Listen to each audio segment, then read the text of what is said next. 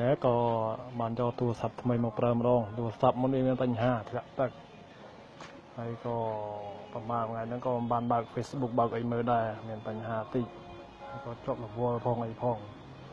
អានេះដំបូលឡានថាធ្វើឲ្យថ្ងៃមុនហ្នឹងណារួចហើយដំបូលឡានថារុំដាក់ឲ្យមួយថ្ងៃមុនអានេះយើងប្រើមេដៃតែ16គ្រាប់12គ្រាប់ទេណាដៃមកក្រាបវាចូល$8ណា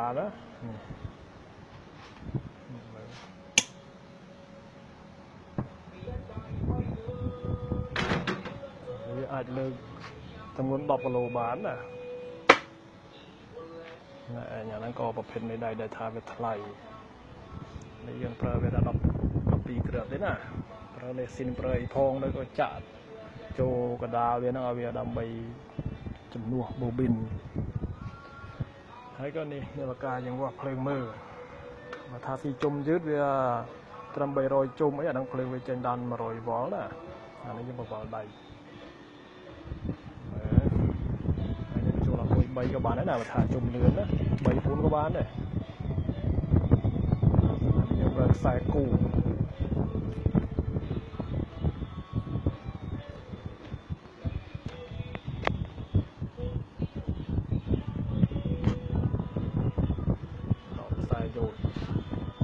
យកខាងក្នុងនេះក៏អានេះពូ24នេះដាច់អស់ហើយប្រអត់កើតទេណាសាកមើលទូមិញហ្នឹងក៏ដាច់អស់ទាំងពីរហ្មងទៅហើយយកអានេះយើងក៏យកឡានមកប្រើតែម្ដង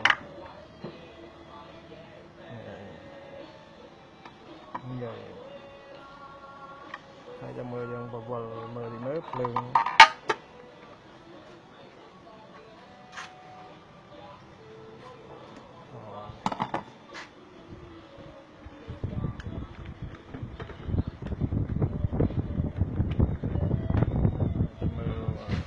នេះណា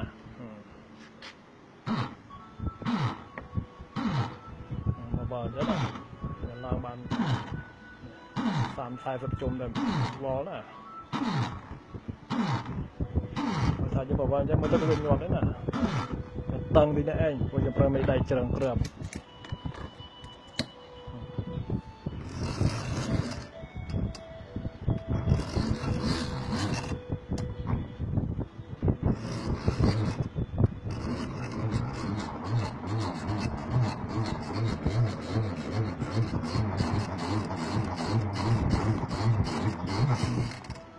ហ្នឹងក៏ណែឯងថាមិននឹងផ្ញើឲ្យបងនៅខាងសៀមរាបនោះណាហើយក៏អានេះក៏ទិញមកថែមទៀត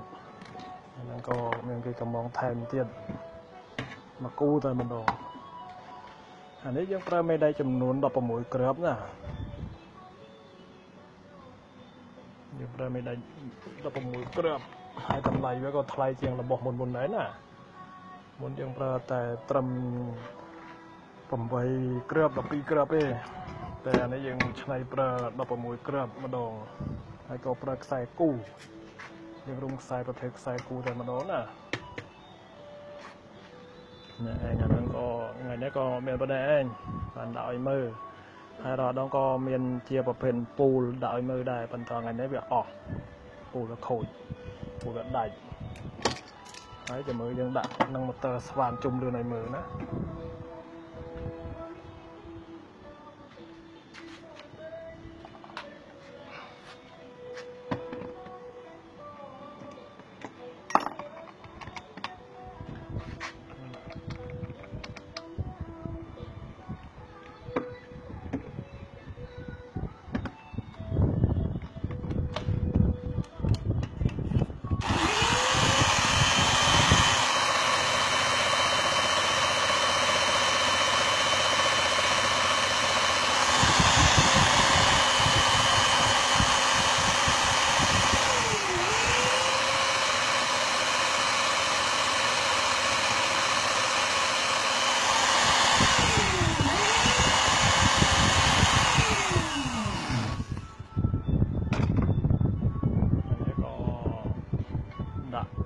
ជាសវ៉ានៅ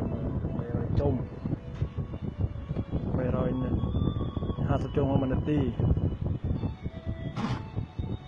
ระเบาละลายแล้วก็ซ่อมเอาก้นจัง